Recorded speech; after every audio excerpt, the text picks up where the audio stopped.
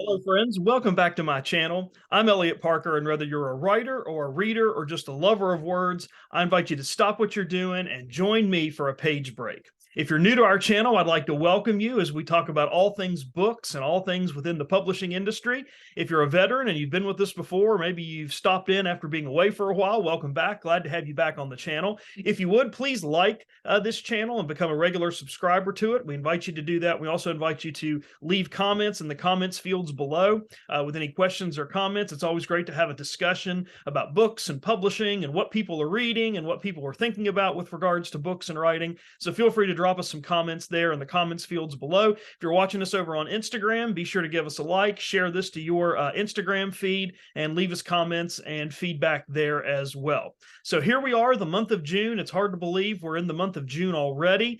The summer solstice has happened, and now we're getting ready for really the heart of summer as we move through. This is a big month, obviously, for LGBTQ literature, it being Pride Month. And if you follow a lot of other booktubers and a lot of other booktube channels and channels on Instagram, you're probably seeing a lot of profiles and feature stories and mentions of really great LGBTQ literature for the month of June, which is great. And I would encourage you to pick up a copy of that, or look at one of those channels for a recommendation, or better yet, just go to your locally independently owned bookstore in your community and ask them for some really great LGBTQ themed literature that you'd like to read in honor of Pride Month. But with all that going on, I wanted to do a little something different with the video for this particular episode on Page Break. And I wanted to talk about a few really interesting and different kind of books that maybe you had not heard about or didn't really know much about. And the theme of this is kind of, they made a book of this, or they wrote a book about this, or a publisher published this.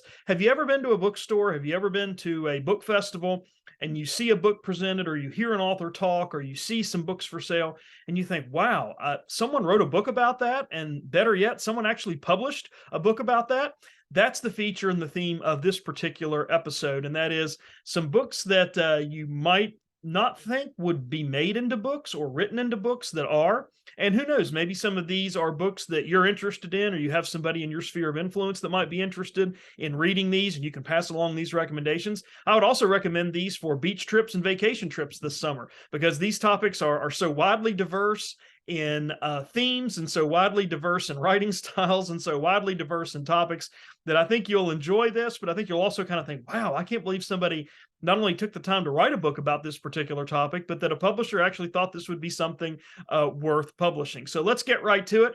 The first book, I'm going to get you hungry right off the bat, because the first book I'm going to profile on this particular episode of Page Break is by Jamie Loftus. It's called Raw Dog, and it's about hot dogs. And that's the title of this book, Raw Dog, The Naked Truth About Hot Dogs. And I don't know if you like hot dogs, if you don't like hot dogs. I love hot dogs. I have found that over the years, if you need to get a group of people together and feed them, if you mention that you're having hot dogs or serving hot dogs, everybody's going to come and very few people are going to complain. That is kind of one of the issues that Jamie Loftus took with writing this particular book, is that he was interested in sort of this sociocultural phenomenon of the hot dog. And he traces back the hot dog's origins here in the United States, why it's so popular, why people like it so much. So it's a really interesting expose in terms of the history of the hot dog. But what I like best about this book is it's also a travel log. He goes throughout the country to different parts of the country and looks at and examines and even speaks to individuals about hot dogs, and about how do you do hot dogs a little differently, say, in the Midwest than maybe in the East? Or how do you do hot dogs a little bit differently in the Pacific Northwest as opposed to the South? All that is featured in the book as well. I loved it. I did not think it was going to be anything special, but I absolutely loved it. It was quirky, it was humorous, it was informative, it was really interesting. And I left it with a different appreciation for hot dogs, and that it's not just something that we serve up at Memorial Day and 4th of July cookouts, and it's not just something that we can fix when we need a quick meal in the evenings, or something that's relatively inexpensive to put together. But it's more than that. It's about a cultural phenomenon and how each part of the country treats and manages hot dogs. For example, I'm from West Virginia. We put coleslaw on our hot dogs. I live in Mississippi now. If you put coleslaw on your hot dogs, people kind of look at you funny, like, what are you doing to that hot dog? You're ruining that hot dog by putting coleslaw on it. So those are a couple of the regional differences and regional adaptations that have been made to hot dogs over the years as decades have passed and generations have passed. And those are the kind of details that are profiled here in Jamie Loftus'S book, Raw Dog. The Naked Truth About Hot Dogs. So again, one of those books you might think, wow, somebody actually wrote a book about hot dogs, and more importantly, someone actually wanted to publish a book about hot dogs. They certainly did. It's a terrific book. I really, really enjoyed it. Tor Publishing is the publisher of this particular book. In the back, I really like it because you have a map of all the different stops that Jamie makes along the way and has her discussions about hot dogs and how all that works. It's a really, really great read. It's not a very long book. It's a quick read. It would be a great read if you're sitting on the beach somewhere, if you're on an airplane for a short or long flight, you're in a car, not driving, and just need something to pass the time. Highly recommend it. Jamie Loftus'S book, Raw Dog. I would highly recommend it, especially if you like hot dogs or you want to learn a little bit more about hot dogs. The second book that I found really interesting this month that I read, which I was really surprised got written into a book for a couple of reasons, is a book by veteran economics and finance reporter Nathan Verdi. It is called For Blood and Money. It's about billionaires, biotech, and the quest for a blockbuster cure. And so this really caught my attention because if you've been following the news lately, you maybe have heard about Elizabeth Theranos, who just got sentenced to prison for a huge blood testing scandal Elizabeth Holmes, who owned a company called Theranos, which was a huge blood testing company that was created a number of years ago to help use simple blood tests. A simple blood test from the prick of your finger could diagnose and predict all these different kinds of diseases. That turned out to be a fraud. She got sentenced here recently to, I believe, 11 or 12 years in prison. You can look that up if you want more about that story. But this caught my attention because it's somewhat related to that in terms of this race that is going on, that has been going on and is going on for biological cures for a lot of different illnesses. And I'm just going to read just an opening snippet of this just so you get a general sense of what this is. I love this book for so many reasons. It's almost a narrative. It's almost written like a narrative, like a personal narrative, but it also is a scientific thriller. You read it and you think, boy, this is something Michael Crichton could have written, or this is something that Isaac Asimov could have written, or this is something that any science fiction writer you like, Terry Pratchett or someone else could have written and made this into a story. And this book tells the little-known story of how an upstart biotech company created a $1 in a million cancer drug, and how members of the core team, who were basically credited with creating the cure and creating the science, and then was kind of shut out of all the profits associated with that, created their own company and went and created the exact same cancer drug under their own umbrella. And as I mentioned, Nathan Verdi explains how the invention of two of the biggest cancer drugs in history became two of the greatest Wall Street bets of all time. And so this is a story about multi-billion-dollar businesses of biotech, pharmaceutical companies, government, hedge funds. Everything is tied in here. You learn a lot about a lot of different people associated with the company who created the cancer drug at first, as well as why they were able to break away when they were not given a cut of the profits, and then the legal and financial challenges they faced starting their own company to replicate the exact same drug.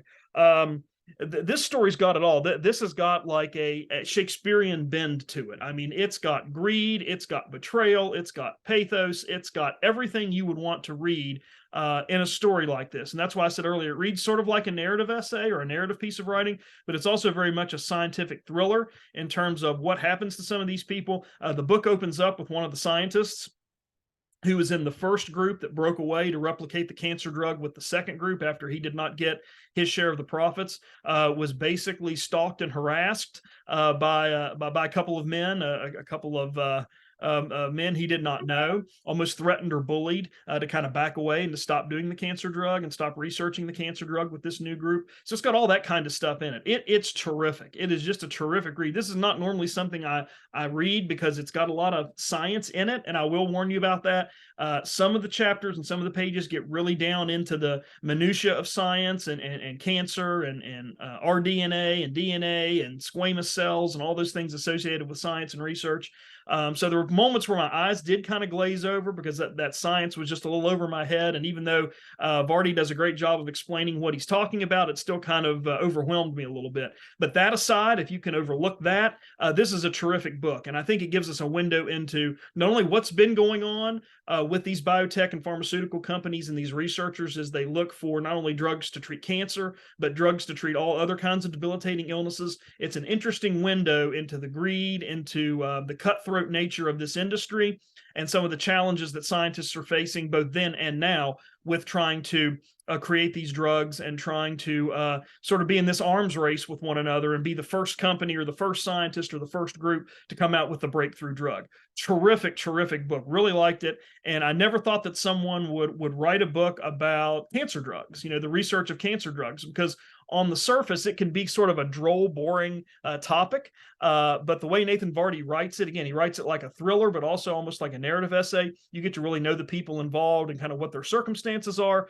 It's a great read. He handled it really, really well. I'm just surprised that he was able to take something so kind of esoteric like cancer research or cancer drugs and make it interesting and informative for a wide audience, especially someone like me who doesn't know much about science or doesn't read that kind of work. So highly recommend that book. That's another book I was thinking, wow, I can't believe they wrote a really good book, a publishable book about cancer drugs and just about the process of researching and coming up with treatment. So get Nathan Verdi's book. It's terrific.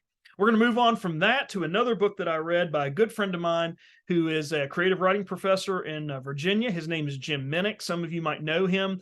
If you are from Appalachia, from Virginia, have people who maybe went to school there, or you are sort of from the Appalachian region. Jim's been writing and researching and teaching for a long, long time. He's out with a brand new book from University of Nebraska Press. It's called Without Warning, and this is the tornado of Udall, Kansas. This just came out in early June from the University of Nebraska Press. And you might be thinking, because I was thinking about this, well, what's so special about the tornado in Udall, Kansas? We have dozens and dozens of tornadoes every year here in the United States. It seems like we're having them more and more frequently in different parts of the country than maybe we had before. But nonetheless, we have tornadoes all the time. What makes Udall, Kansas so special? And why would someone want to write about a tornado in Udall, Kansas? And why would someone like the University of Nebraska Press be interested in a story about a tornado in Udall, Kansas? And that's really where I think Jim Minnick shines in this book, because this is more than just about the tornado. Yes, it is about the tornado, but this is really an expose and some research into a time capsule about American lives and the tenacity and grit that people are often put through when a natural disaster destroys not only a community, but an entire city, and how people have to band together, come together, stick together, and how they have to coordinate and sort of pick up everything from their lives and start all over again. And that's one of the things that Jim Minnick does so well in this particular book. This tornado occurred back in 1955. So this is before we had Doppler radar weather and before you had the Weather Channel and you had AccuWeather and all of these kinds of things tracking this, when tracking tornadoes was very much sort of a very bare bones kind of, I want to say, a risky process, but very unreliable in terms of the technology that was used to do that.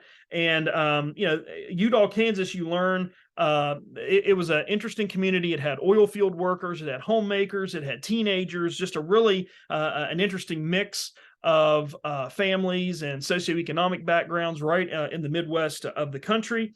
On May 25th, an F5 tornado struck Udall, Kansas in 1955. And so it's the story of that. It's the story of the incoming tornado. It's the story of kind of what happens in the immediate aftermath, but it's also a story of resilience. It's a story of grit. It's a story of people coming together who maybe would never have associated with one another, even under different circumstances, but they're sort of forced to come together and rely upon one another in the face of this terrible tragedy. And I just loved it. I think one of the things that really made the book interesting too is Jim writes this from the perspective of the people who survived. So he was able to reach out and contact some people who are still living today, who remember that event, were involved in that event. All of that is featured in here. So this is very much a great book about a tornado, yes, but it shines so much light into the human condition and the human spirit. And I think what I liked about this book is when I got to the end of it, I felt like, you know what? We see this happen all the time in America with everything that goes on, not just natural disasters, but if there's accidents, if there are shootings, if there are car accidents, bus crashes, airplane crashes, whatever we have happen in our country, people come together. There's this innate aspect of our human condition that wants to help and take care of one another, even if we don't consider ourselves soft or loving or whatever term you want to use to that. And Jim Minnick highlights all of that in this book. It's a great, great read. I really, really like it. If you've never read anything from Jim Minnick before, he's written about a variety of different nonfiction issues and subjects, as well as some fiction over the years. He's a terrific writer.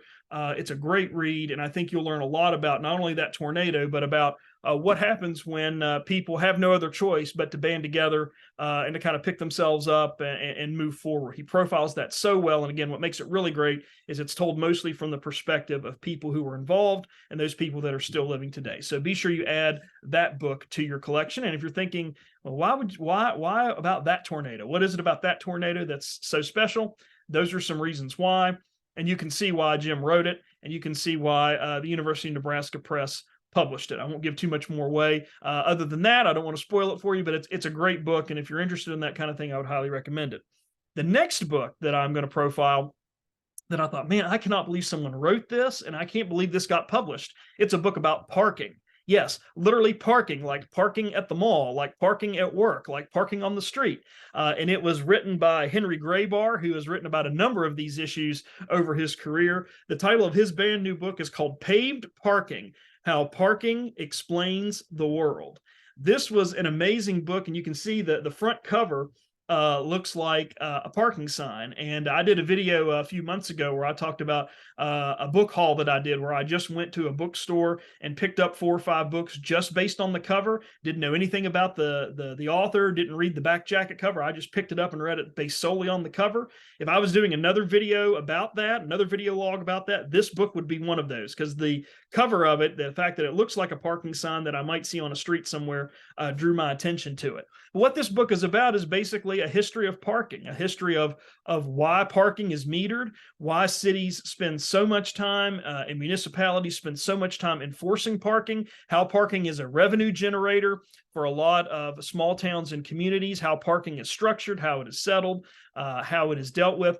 One of the key themes and key takeaways I took from this book is, no matter whether you live in a small town or a large city, his argument is, based on his research, and I won't get too much into it, but his argument and his research is basically this: that all these cities and municipalities have plenty of parking, no matter where you live. There's plenty of parking for the per capita population, because all of that is zoned and all of that is coded and all of that is put into law in terms of how much parking you need to have for whatever square footage type of building that you have. But his argument is, it's not managed well, it's not regulated well, and that parking is used as not only a sort of a political football between mayors and city councils and business and industry, but it's also used as a way to be a revenue generator, as I said, for a lot of different organizations and cities and companies, especially for those small towns that maybe don't have really another way to generate revenue. So if you park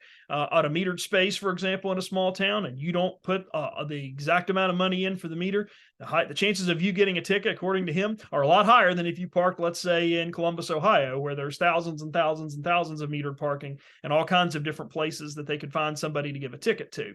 So it's a really terrific book. He talks a lot about sort of the behind the scenes aspects of parking and how parking is created, and all the sort of the back scratching and sometimes backstabbing that goes on when municipalities will take parking that currently exists and restrict it only to a certain group, and what that does and the impact that that has, not only on the business but also on the community as well. It's just a terrific book. I picked it up and I thought, well, I wonder where he's going to go with this. Now, Henry Grabar is a writer for Slate magazine, so if you've read Slate, or you know anything about that, he's written for them for quite a while. You know that Slate really tries to be engaging with the kind of content that they put on their site and in their publications. He does that very much here with Paved Paradise. It's a really, really interesting expose about parking and how and why it works the way that it does and why people get frustrated by it. All of that is covered here. It's really meticulously researched. It is a little long. I will warn you that.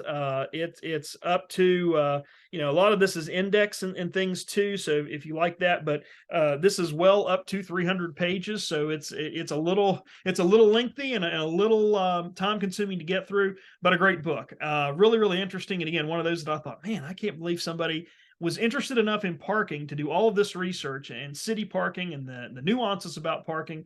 And then I'm like, wow, and somebody really wanted to publish that. Somebody thought that there would be an audience out there that would read it. Well, obviously, I'm one of those audience members that picked up the book and read it. Really, really interesting, very unique, really interesting. And I think after you read it, you'll have a better appreciation or a better understanding, at least, maybe not an appreciation, but a better understanding for parking in your town or city and why it's structured the way that it is. The last book I wanted to mention in this episode is a book of history. You all know that I love history and like to read history a lot. This one was Barnes & Noble's nonfiction pick for the month of May 2023, and I wanted to highlight it here because, yes, books have been done on these kinds of issues before, but they've not been done in this particular way. And the title of this book, maybe you've seen it, is called The Escape Artist. The author of this book is Jonathan Freedland, who is a British reporter, a British journalist that has written for the Guardian newspaper and a variety of other different publications. And this pretty much tells a terrific story about a man who broke out of Auschwitz, the notorious prison camp where Nazis were persecuting Jews during World War II. Not only his escape, but also what he does after he escapes. And so the man's name was Rudolf Verba, and he escapes from Auschwitz in 1944, and he was one of the very first Jews to escape Auschwitz, that concentration camp and that prison camp during World War II. He makes his way to freedom.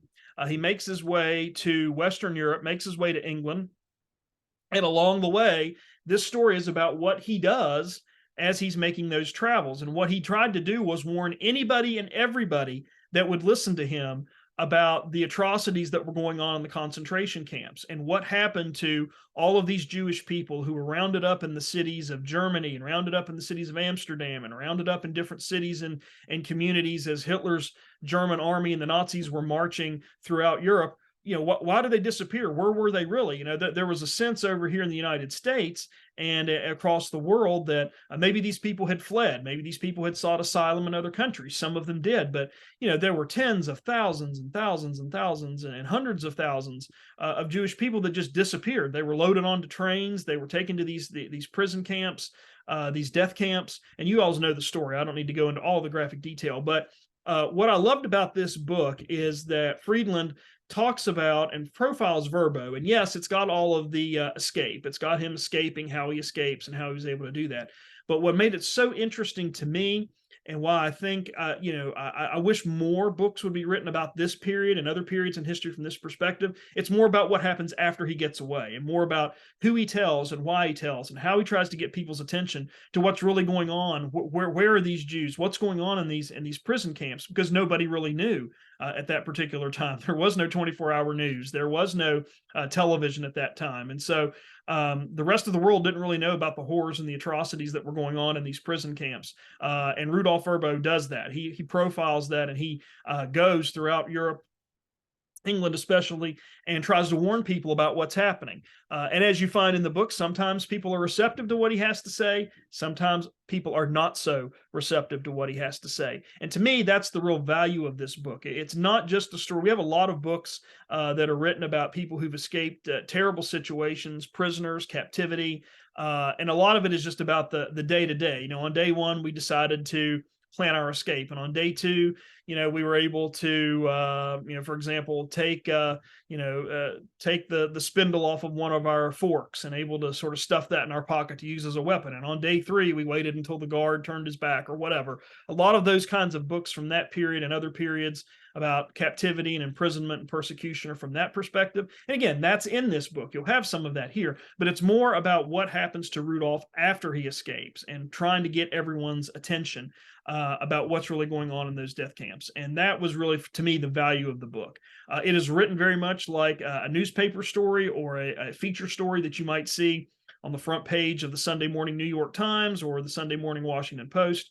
It's a quick read, but it's a fantastic read. And I really, really enjoyed learning about not only his life, Rudolph's life, but also learning about why some people were receptive to what he had to say about what was going on in those death camps and why other people just sort of thought maybe he was, being Pollyanna a little bit or over-exaggerating the conditions there.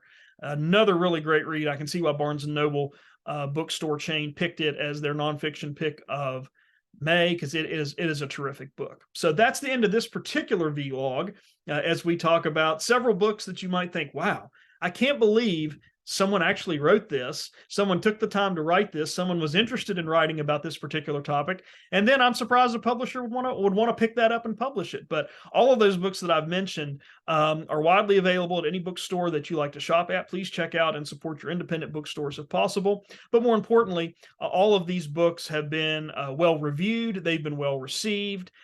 They have been excellent sellers in their particular categories. When you look at all those book charts and all of those things that keep track of what books are selling and where are they selling and all that, all of these books have done extremely well in those categories. And so if you're looking for something a little bit different about topics and subject matters that maybe is a little bit different, you're thinking, wow, I didn't know anything about a hot dog, or I didn't know that parking was such an issue, or I have no idea where Udall, Kansas is. If you have those kinds of questions, or you have somebody in your circle of influence that is interested in those kinds of topics or just wants to learn more about some of these sociocultural issues of our time, I would highly recommend those books. I think they'll make a great addition to your to-be-read pile, especially if you're going on some trips this summer and you need something to kind of help pass the time or get away from those family members or kids who maybe are driving you crazy.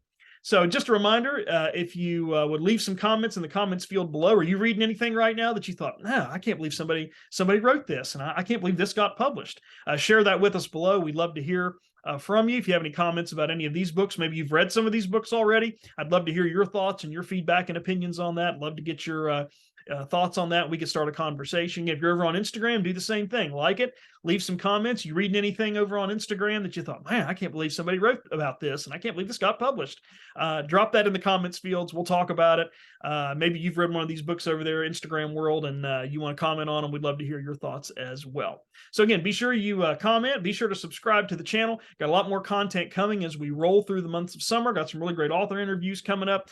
We are going to some book festivals later in the summer and early in the fall. I mentioned that back in the spring. Those are booked and on the calendar, so we'll be bringing you some coverage from these book festivals as we get into August, September, and October. So stay tuned for that. In the meantime, stay well and see you someplace soon, I hope.